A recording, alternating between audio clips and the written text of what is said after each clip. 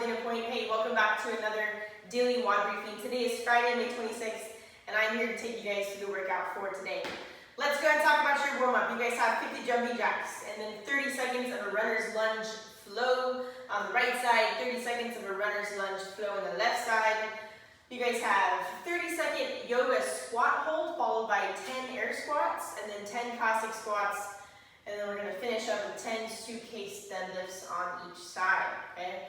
Let's talk about your jumping jacks. You guys are going to start in a nice pencil position.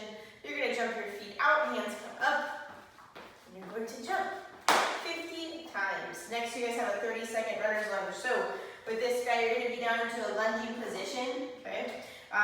We are going to keep our foot in full contact with the floor for the first 30 seconds with our knees stacked on top of our ankles. So our hands are going to go to the inside of your knee. And our goal here is to push our chest up and to push our hips down and forward. Again, foot in contact with the floor, knees stacked on top of our ankle.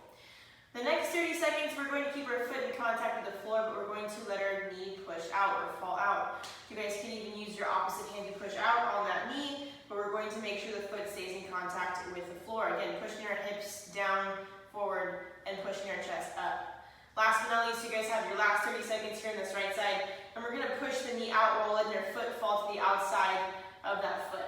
Okay? Again, hips go forward and down, chest stays up. You're going to switch sides, give me 30 seconds of each of those on the left side. Okay? Next, you guys have a 30-second yoga squat hold. So you guys will be in a wider squat stance than usual. My hips are going to go back, my knees go out, elbows are going to go on the inside of my knees, and I'm going to push my chest up and out while also using my butt cheeks to pull my knees apart. Okay, I should be active in this bottom position. No relaxed positions here where my back is rounded and my knees are relaxed. I am pushing everything out and keeping my chest up nice and tall, trying to get everything firing, ready to go for our workout today. Okay. Next, you guys have 10 air squats. So feet are going to be set in your regular squat stance, just outside shoulder width distance. Toes are going to be pointed out at a slight angle.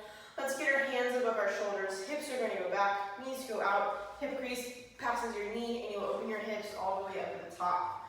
Making sure your torso stays vertical. And again, we're pushing out with those knees, driving through our big toe, our pinky toe, and our heel, gripping the floor. Okay. Next, you guys have Cossak Squats. So we're going to be in a wide stance. Toes are going to be pointed out at an angle. We're going to get our hands up to keep our torso nice and tall. Hips go back.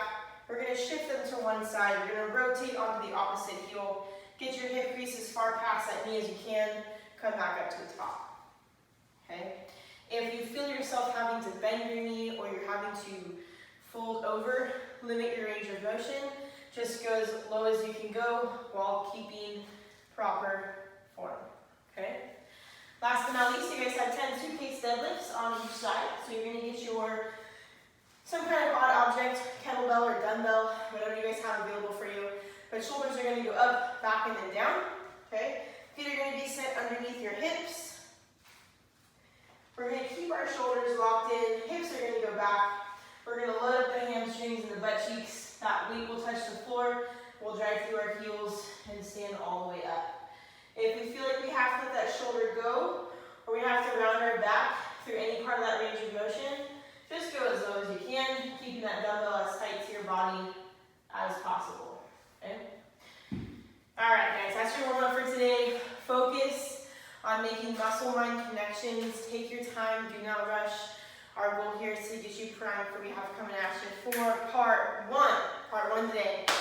You guys have 15 minutes to complete 100 goblet squats. Okay? There's a little zinger in there though. Every 20 reps, you guys have to complete a minute wall sit hold. Okay? So use your clock to your advantage. Alright? Your sets of 20 should be done basically unbroken and relatively quick.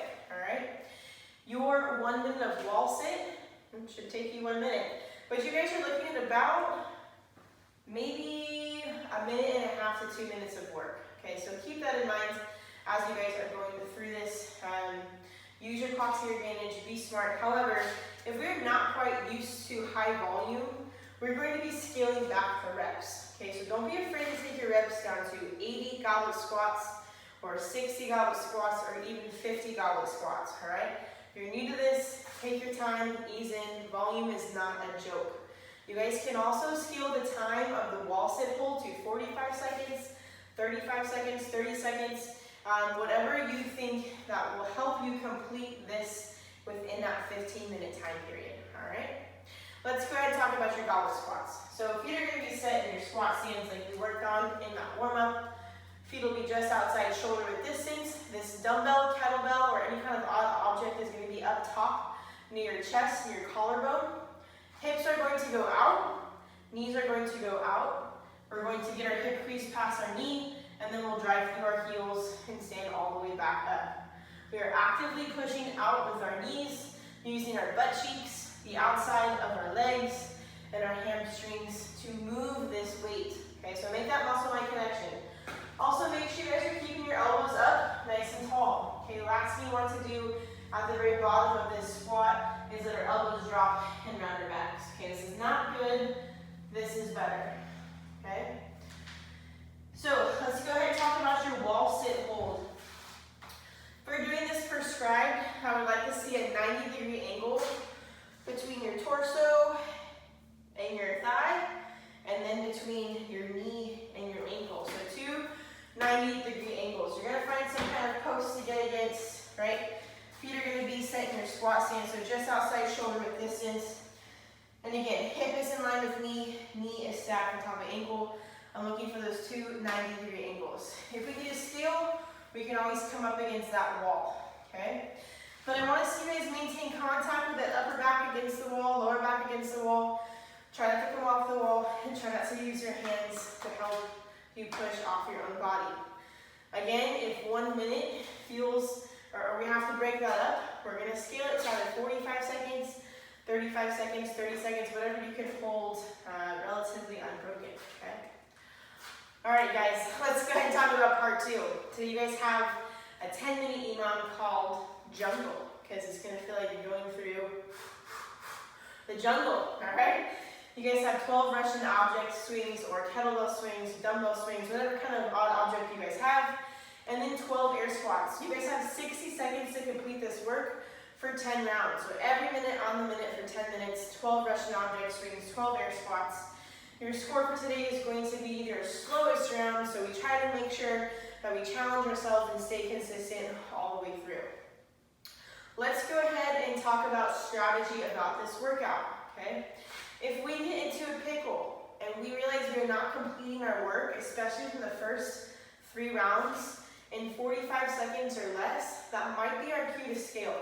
You guys can always scale down your reps. So if you think about scaling to 9 reps, 8 reps, 7 reps, 6 reps, whatever you think is gonna help you guys complete that work in about 45 seconds. Okay, when we start to push 50 seconds, 55 seconds, especially in the first 5 minutes, it's gonna get kind of scary moving forward after that. Can you also keep in mind, this is high volume. So again, if we're not used to the volume, don't be afraid to scale your reps, because volume is not a joke. If we are more experienced and we have a lot of exposure to high volume, we want to challenge ourselves to do more. Think about adding a couple reps, so maybe do 13, 14, 15 Russian object swings or air squats. Just kind of depends on where you're at with that, but only if you guys are experienced and you guys have a lot of exposure to that high volume stuff, all right? Okay, let's talk about your movement standards. So feet are gonna be set just outside shoulder width distance, and we're gonna be using our hips to get this object going, and we're gonna pull that object up to eye level. And by pull, I mean you're using your hips and gravity in your favor, okay? So make sure we're hinging at the hips. Okay, we're loading up the hamstrings and the butt cheeks. We're going to pop those hips, use your butt to get that kettlebell moving up against eye level. Very little shoulders involved here besides holding them back to keep your back straight, right? You shouldn't be relying on your shoulders to raise that kettlebell up. We should be using our hips to get that momentum building. So keep your belly button pulled back towards your spine, keep those shoulders straight, or keep your shoulders back in order to keep that nice neutral spine as we go, okay? Next, you guys have your air squats. We talked about those in your warm-up. Let's go ahead and go over it one more time. Feet will be set just outside shoulder width distance. Toes are pointed out at a slight angle. Belly button is pulled back towards your spine. Hands are going to go above our shoulders. From here, we're going to push our hips back, push our knees out, all the way through, staying super active, making sure our torso stays vertical, and we'll drive through our heels and stand all the way back up. If at any point you notice your torso start to crumple or you start to lose form in that squat, okay, anything like this, either fix it or limit the range of motion to where you can keep a perfect squat and then come back up. The last thing we want to do is do a lot of volume, 120 air squats with poor form, because we're going to feel it later, okay? Alright guys, if you have any questions, comments, or concerns, feel free to comment below. If you guys finish this workout, post your time below.